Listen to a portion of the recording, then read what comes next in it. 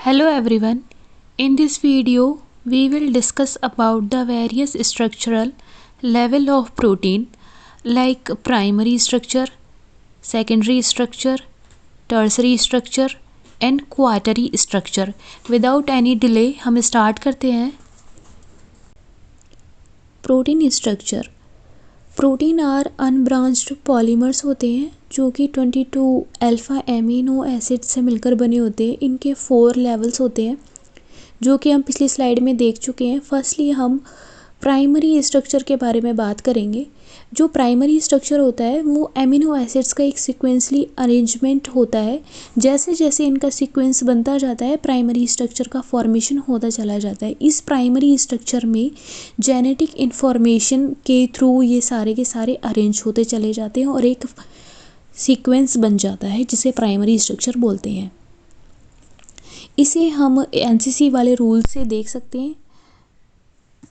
NCC trick के through देख सकते हैं. ये एनसीसी ट्रिक है क्या? ये एनसीसी ट्रिक ऐसा है कि जो अमोनिया है उससे एन को लिया गया है. इसमें अमोनिया से एन को लिया गया है, कार्बोक्सिलेट ग्रुप से कार्बन को, और थर्ड जो है वो कार्बन. बाकी जो बच जाते हैं वो रेसिड्यू. रेसिड्यू से मतलब है कि कोई भी अदर ग्रुप आकर जुड़ सकता है, different type of amino acid बन सकता है. उससे क्या है, प्रोटीन का जो फॉर्मेशन है वो चेंज हो जाएगा, प्रोटीन का जो नॉमिनेशन है वो चेंज हो जाएगा. उसके थ्रू इसका जो पूरा का पूरा स्ट्रक्चर है वो चेंज हो जाएगा. प्राइमरी स्ट्रक्चर, इसका फॉर्मेशन ऐसे होता है कि जैसे कि हम पहले देख चुके थे, अमीनो एसिड जो होते हैं वो सिंगल सिंगल करके एक सीक्वेंस बनाते हैं और प्राइमरी स्ट्रक्चर का फॉर्मेशन हो जाता है. नेक्स्ट मूव करते हैं सेकेंडरी स्ट्रक्चर फॉर्मेशन की तरफ. तो ये 2 टाइप से होता है, alpha helix and beta helix. Next move करते हैं अल्फा हेलिक्स. जो अल्फा हेलिक्स होंगे वो can be single chain polypeptide, और जो बीटा प्लेटेड शीट्स होंगी वो सिंगल चेन पॉलीपेप्टाइड नहीं हो सकते क्योंकि वो हमेशा एक रिपीटिशन में चलते हैं जिससे कि वो 2 स्ट्रैंड में दिखाई देते हैं.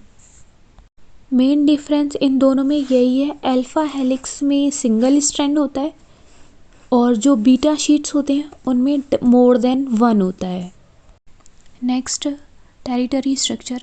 ये स्ट्रक्चर 3 डायमेंशनल शेप में होती है और इसमें पॉलीपेप्टाइड चेन डिफरेंट तरीके से बैंड होते चले जाते हैं जिसके थ्रू एक 3 डायमेंशनल शेप बन जाती है और इसे टेरिटरी स्ट्रक्चर कहते हैं.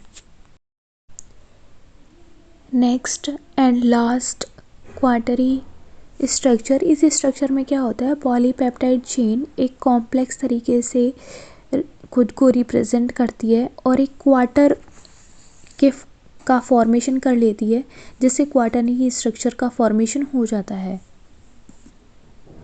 ये सबसे कॉम्प्लेक्स होती है और ये फाइनल लेवल होता है प्रोटीन स्ट्रक्चर का.